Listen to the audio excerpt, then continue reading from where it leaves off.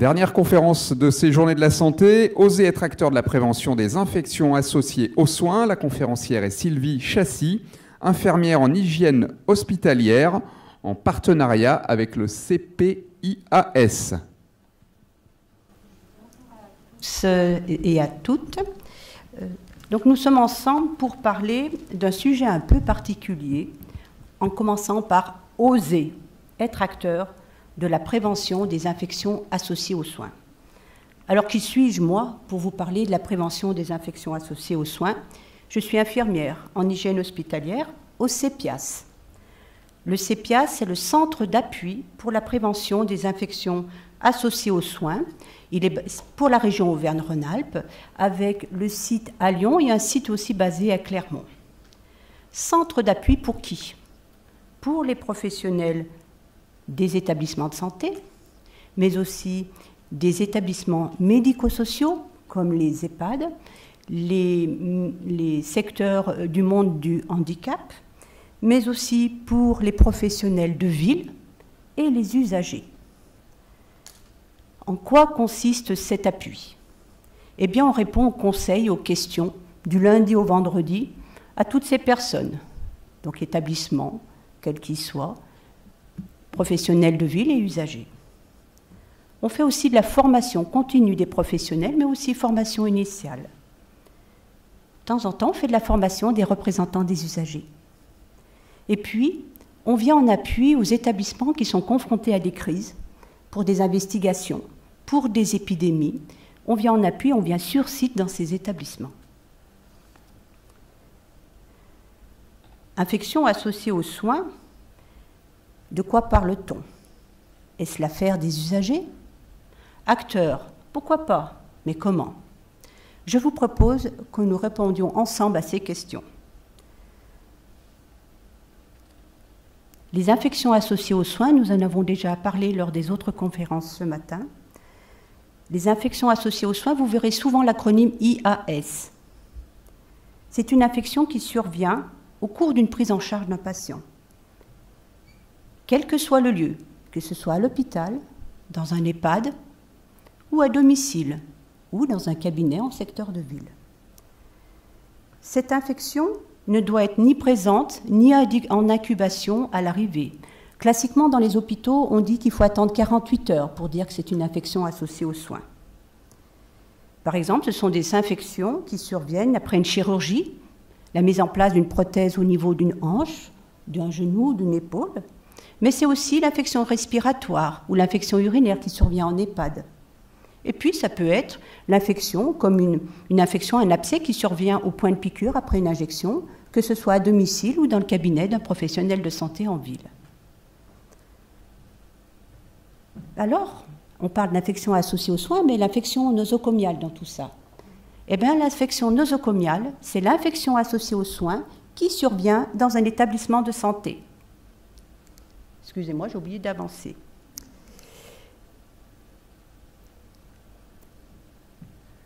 On vous en a parlé ce matin, récemment, une enquête nationale de prévalence des infections. Alors l'ENP, comme on dit classiquement, l'ENP, c'est la photo un jour J dans un établissement. Et ce jour J, on compte toutes les infections qu'il y a. En 2016, ça a été fait dans les EHPAD. On avait environ 2,93, soit 3% d'infections associées aux soins dans les EHPAD. En 2017, il y a eu la même enquête qui a été réalisée sur un échantillon d'établissements de santé. Et les chiffres ont été publiés très récemment, début juin. Eh bien, en 2017, il y avait 5,21% d'infections associées aux soins dans les établissements de santé, ce qui fait que ça concerne quand même un patient sur 20. Et dans ces résultats, ce qu'on note, c'est qu'au deuxième rang, il y a les infections post-chirurgie, qu'on appelle les infections du site opératoire. Alors, sur ces infections, vous savez que dans les établissements de santé, les professionnels sont tenus de signaler certaines infections avec des critères bien particuliers. Et c'est sur une plateforme spécifique qui s'appelle la plateforme ESIN. Et les professionnels, lorsqu'ils signalent, il y a l'information qui vient directement Santé publique France, ARS et CEPIAS, auxquels je participe. Et puis, actuellement, il y a aussi une partie de ce site, on va dire une partie, un portail du signalement qui est ouvert aux usagers et qui permet aux usagers aussi de signaler les infections associées aux soins. Et ce site et la communication liée à ce site est en voie de perfectionnement et va s'améliorer dans les mois qui suivent, mais vous aurez là le moyen d'être acteur aussi. Alors ces infections dont on parle, elles sont dues à des micro-organismes, des microbes. On peut se poser la question, mais d'où viennent ces microbes? Alors ils peuvent survenir du patient lui-même, qui s'auto-infecte avec ses propres microbes, parce que le patient n'est pas stérile, comme vous et moi. Ça peut venir aussi d'un autre patient, d'un visiteur, ou de l'environnement, exemple, un germe qui se trouverait dans l'eau. Alors, que faire pour les prévenir, sachant que 80% des micro-organismes, 80% des infections, c'est dû aux mains. Prévention des infections associées aux soins. Est-ce l'affaire des soignants? Vous allez peut-être me répondre oui, quand même, les soignants font les soins. Est-ce bien l'affaire des usagers? Je vous propose que l'on feuillette ensemble le programme national des actions de prévention des infections associées aux soins, le PROPIAS, comme nous l'appelons, définit les axes, les objectifs et des actions bien concrètes. Que dit ce PROPIAS? Il dit qu'il faut amplifier l'information du grand public sur la transmission croisée et sa prévention. Transmission croisée, qu'est-ce que c'est? Alors la transmission croisée, c'est lorsque, exemple, monsieur, en serrant les mains de madame qui est à côté, va transmettre ses microbes. S'ils sont gentils, c'est pas grave. S'ils sont un peu pathogènes, c'est un peu embêtant, notamment si c'est la gastro-entérite. Qu'est-ce que ça peut être aussi? C'est si madame, elle tousse sur monsieur et puis qu'elle a la grippe. Là, on a de la transmission croisée. Et qu'est-ce qu'ils disent dans ce PROPIAS? Pour sa prévention, il faut agir en priorité sur l'hygiène des mains, et ce, en toutes circonstances. Alors l'hygiène des mains, je pense que pour vous, ça paraît être une évidence. Mais ça veut dire quoi, hygiène des mains? Est-ce que ça veut dire lavage avec du savon, avec sa savonnette? Est-ce que ça veut dire utilisation des produits hydroalcooliques comme on voit à l'hôpital? Et en toutes circonstances, ça veut dire quoi? À l'hôpital, en EHPAD, vous avez probablement déjà peut-être utilisé des solutions hydroalcooliques lors d'une visite à un patient, à un proche, et vous avez vu à l'entrée de la chambre des solutions hydroalcooliques et vous avez fait une friction. Ou alors, peut-être, n'avez-vous pas osé? Et vous vous êtes dit, ce flacon-là, est-ce bien pour moi? Ou est-ce réservé aux soignants? Et puis, est-ce que c'est bien bon pour moi? Et puis, je ne sais pas comment faire. Et alors, peut-être que vous ne l'avez pas utilisé parce que vous n'avez pas osé. À domicile, est-ce qu'on parle aussi d'hygiène des mains? Mais lorsqu'on a un proche qui rentre à la maison, qui vient de faire un séjour à l'hôpital, qui a eu une opération ou qui suit un traitement qui diminue ses défenses immunitaires, on peut se poser la question, alors comment je fais moi à domicile? Est-ce que je continue comme d'habitude avec ma savonnette? Ou alors est-ce que je dois changer mes habitudes et faire comme à l'hôpital?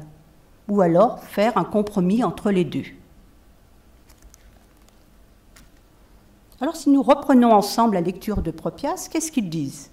Ils disent qu'il faut diffuser des outils d'aide à la communication avec les professionnels sur les infections associées aux soins et favoriser la parole du patient et de son entourage et de l'usager. Exemple, oser poser la question à une infirmière, oser poser la question à son médecin. Donc nous avons osé proposer la plaquette « J'ose ». Elle est destinée à tous les usagers, les patients, les résidents. La plaquette, là, qui a été construite, a été construite en partenariat avec France Assos Santé, qu'on appelait avant le CIS Auvergne-Rhône-Alpes, et qui regroupe 130 associations environ d'usagers. Sur la page recto de cette plaquette, vous voyez en gros jauge. Jauge demander aux soignants pourquoi et quand je dois faire une hygiène des mains. Ça permet d'inciter l'usager un peu hésitant à oser prendre la parole. Et puis, ça permet aussi de légitimer. Vous voyez, c'est écrit sur la plaquette, donc je prends la parole.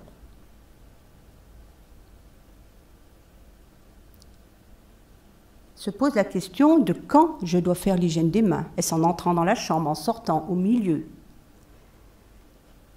Le comment, vous voyez, est inscrit sur le verso de la plaquette et on voit une technique avec des petits schémas bien simples qui expliquent comment faire l'hygiène des mains. Alors cette technique, elle n'est pas réservée à l'usager. C'est la technique, elle est la même pour le soignant, qu'il soit médecin ou infirmier. Et cette technique, elle est aussi valable si vous réalisez une hygiène des mains avec du savon. Donc c'est une technique importante. Pourquoi elle est importante? Parce que puisque vous faites une hygiène des mains, autant être efficace. Donc il s'agit de mettre le produit hydroalcoolique, si vous êtes à l'hôpital, de partout. Et puis il s'agit d'être efficace, que le produit hydroalcoolique est le plus souvent à l'hôpital, même tout le temps, bactéricide, c'est-à-dire qu'il va tuer les bactéries, il va tuer les virus et tuer les champignons. Et puis, si jamais vous allez voir un proche qui est particulièrement fragile, vous aurez à cœur, vous, d'éviter de lui transmettre tous les microbes qui sont sur vos mains, que vous aurez récupérés en prenant toutes les poignées de porte, ou si vous venez en transport en commun, lorsque vous tenez aux barres d'appui du bus ou du métro. Et peut-être que vous avez, pour certains, essayé de tester la technique sur les boîtes pédagogiques qu'on avait, les boîtes UV. Vous voyez que c'est peut-être pas si simple de réaliser une bonne hygiène des mains. À domicile, est-ce que c'est pareil pour l'hygiène des mains? L'infection associée aux soins, bien sûr, peut survenir à domicile. Donc on a proposé une plaquette destinée au patient et à son entourage, et un focus sur l'hygiène des mains a été proposé pour le domicile. Notamment, éviter la savonnette classique partagée entre tous les membres de la famille. Il faut préférer des savons liquides, type pousse-mousse. Et selon le contexte, réserver à la personne la plus fragile, une serviette dédiée. Donc cette plaquette a été faite aussi en partenariat avec France Assos Santé, et ces plaquettes JAWS et acteurs de ma santé à domicile sont proposées lors des semaines sécurité patients qui ont lieu chaque année au mois de novembre. Je vais vous proposer un autre retour d'expérience d'usagers acteurs. Cela se passe dans un établissement qui est à Chambéry, en pleine période d'épidémie de grippe. L'établissement a adopté la stratégie de port de masque par tous acteurs de la prévention. Vous vous souvenez que si une grippe survient lors d'une hospitalisation, ça devient une grippe nosocomiale. Grippe nosocomiale, ça ne veut pas dire que c'est forcément l'établissement qui est responsable. Ça veut dire aussi que le virus de la grippe, il peut être apporté par un autre patient, par un soignant, mais aussi par les visiteurs. Alors qu'a fait cet hôpital? Il a proposé, vous voyez sur l'affiche de gauche, une affiche à l'entrée des services volontaires, où il est noté pour tous les visiteurs que le port du masque est obligatoire. Pour information, ce sont des services qui avaient été particulièrement impactés l'année précédente par une épidémie de grippe. Ce qui est intéressant, c'est qu'en mettant cette affiche, ils ont mis en parallèle la mise en place d'un questionnaire de satisfaction. Et les visiteurs ont répondu. Vous voyez, il y a une petite barre sur le schéma de droite, en turquoise, et on a posé la question aux usagers, vous avez porté le masque pour protéger. Pour protéger qui?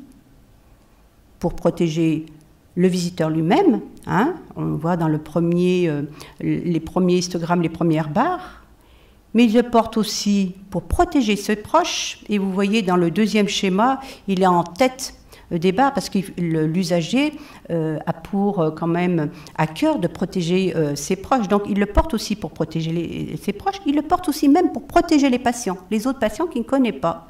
Et puis on constate qu'il le porte un peu moins pour protéger les soignants, peut-être en pensant que les soignants devraient normalement savoir se protéger eux-mêmes. Et là, nous sommes vraiment dans le cadre de la prévention des infections associées aux soins, avec des visiteurs complètement acteurs de cette prévention, pour protéger notamment les plus fragiles, on dit les tout petits, ceux qui ont moins d'1 an, l'autre âge extrême, les plus âgés, mais aussi les femmes enceintes, et puis les personnes qui suivent des traitements qui diminuent leur défense immunitaire. Être acteur, c'est aussi parfois, et vous avez une affiche à droite, qui est proposée sur le site de l'ARS et que vous avez peut-être rencontré dans les EHPAD l'hiver dernier en période d'épidémie de grippe, où on voit qu'il est noté, et c'est placardé à l'entrée des services, qu'il faut se faire une hygiène des mains, qu'il faut porter un masque si soi-même on tousse, mais aussi que si on a des symptômes de maladie, il faut savoir s'abstenir et ne pas rendre visite à ses proches ou à des personnes qui sont particulièrement vulnérables. Parfois, être acteur, c'est dire « je ne vais pas voir les personnes parce que je vais les exposer ».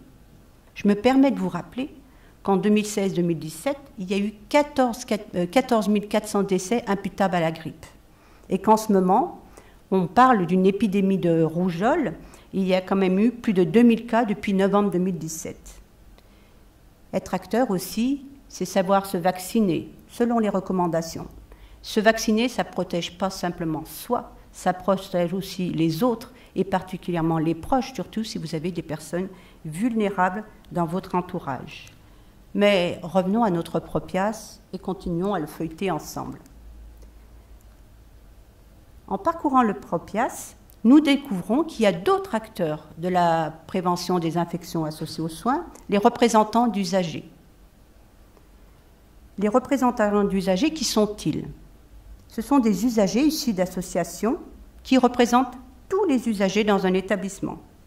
Ils siègent à la commission des usagers et peuvent siéger aussi dans des commissions un peu plus spécialisées, comme le CLIN, Comité de lutte contre les infections nosocomiales, ou commission assimilée.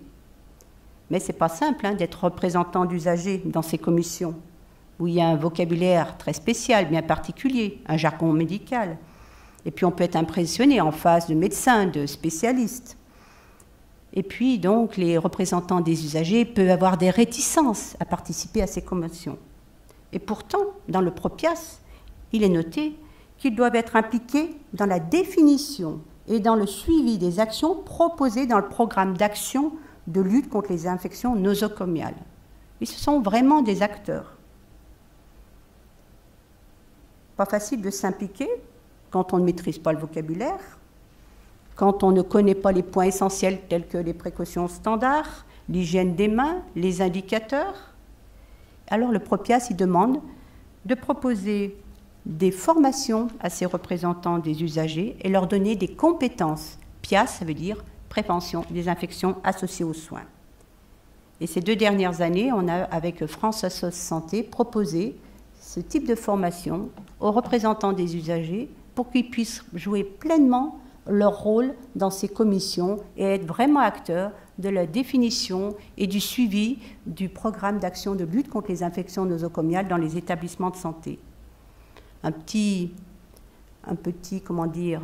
appel. Il faut savoir qu'en Auvergne-Rhône-Alpes, actuellement, il y a 300 mandats de représentants des usagers qui sont à pourvoir, donc, et 160 dans le Rhône. Alors, s'il y en a qui ont envie de s'engager un peu plus comme acteurs de la prévention des infections associées aux soins, n'hésitez pas à contacter les associations ou France Assos Santé.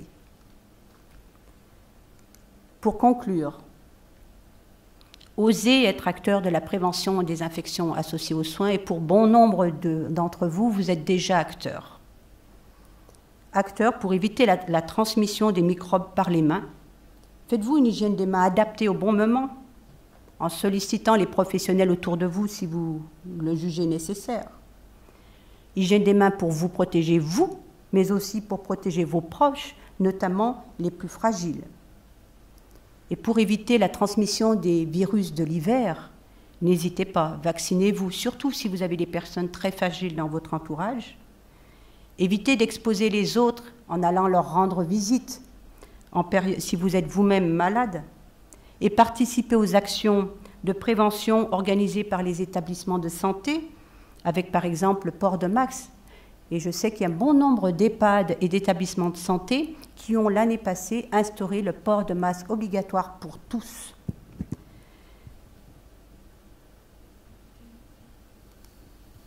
Je vous remercie pour votre attention et si jamais vous avez envie d'en savoir un peu plus, on a mis des liens pour lire le Propias, accéder aux outils ou nous contacter, nous, CEPIAS, ça fait partie de nos missions, pour répondre à vos questions. Donc on est à votre disposition. Merci.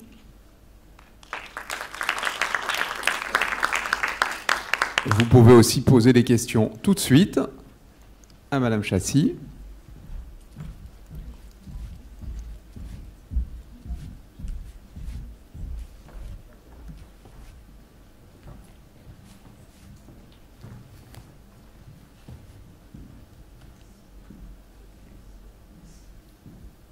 Bonjour Madame.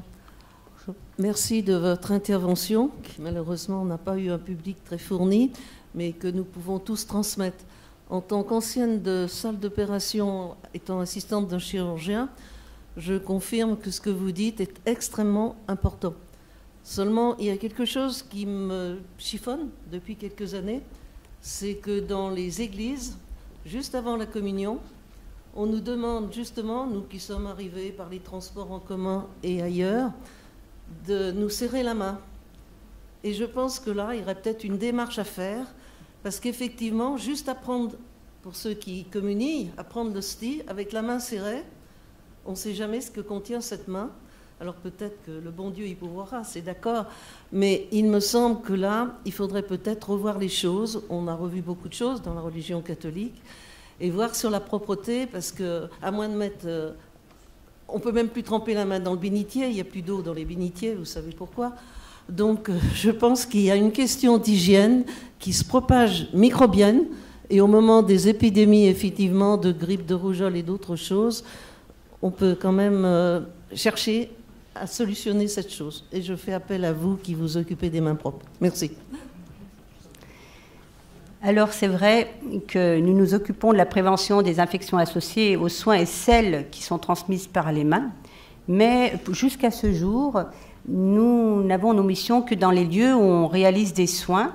Et si demain dans les églises, eh bien, il y a des soins, à ce moment-là, nous interviendrons. Aujourd'hui, ce n'est pas notre secteur d'intervention. Alors ce qu'on peut suggérer aux fidèles qui vont dans les églises, c'est de se faire une bonne hygiène des mains avant d'y aller. Et puis, s'ils ont une gastro-entérite ou une grippe, eh ben, s'abstenir de se rendre à l'office et à l'église. Voilà, c'est tout ce que je peux vous dire. Donc, une hygiène des mains avant d'y aller. Mais vous savez que le problème de la collectivité, c'est un sacré souci. Par exemple, une année, il y a eu l'épidémie de grippe en pleine période entre Noël et Jour de l'An. Et ça a été difficile dans les EHPAD où il a fallu, dans certains endroits, interdire la messe de minuit, qui est quand même une tradition importante. Et c'est un lieu aussi, effectivement, où peuvent se transmettre les microbes, mais comme dans toutes les collectivités, à l'école, sur le lieu de travail, dans les grands magasins. Y a-t-il une autre question ?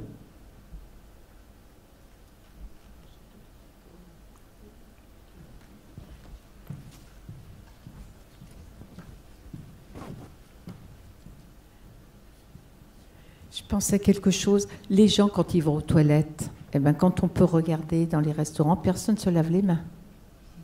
C'est quelque chose, même à l'hôpital. Moi, je travaillais à l'hôpital, vraiment. Ça, c'est un truc... vous n'en parlez jamais, mais... tout le monde peut le remarquer. Hein. Ah, oui. Mais l'hygiène des mains, ça concerne chacun et chacune, oui, c'est sûr. On peut aussi pas uniquement dans les lieux de soins. Mais oui, mais dans les lieux de soins, ça se passe pareil, aux toilettes. C'est pour ça qu'on est là et qu'il y a encore beaucoup de travail à faire. Et puis, sur l'hygiène des mains, hein. On en parle depuis longtemps. Vous avez une présentation ce matin où on vous parlait de Semmelweis. Et donc, c'était il y a quand même quelques années. Et vous voyez, quelques années après, on est toujours en train de parler de la même chose, de l'hygiène des mains. À croire que sur ce geste qui peut paraître si simple, c'est finalement plutôt compliqué. Et là, on est face à du comportement humain. Et peut-être qu'il faut qu'on travaille plutôt sur le comportement. Et je pense que dans les futures années, les messages vont changer et peut-être qu'on associera à nos actions plutôt des comportementalistes, des sociologues pour essayer de voir pourquoi il y a tant de réticence à l'hygiène des mains. Les affiches, ça fait longtemps que c'est plus suffisamment efficace.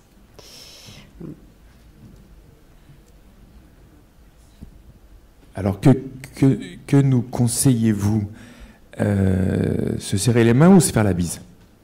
Eh bien, pour vous dire, je vous conseillerais ni l'un ni l'autre. Vous savez que la bise, c'est une tradition plutôt française. Quand vous allez dans d'autres pays, hein, pour ceux qui ont voyagé, ni on serre la main, ni on se fait la bise, et surtout pas en période hivernale. Voilà.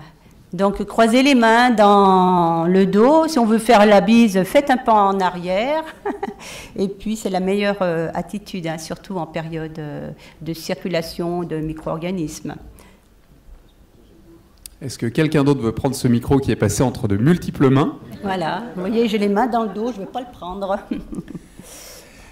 Merci Sylvie Chassis. Ben, je vous remercie. Voilà,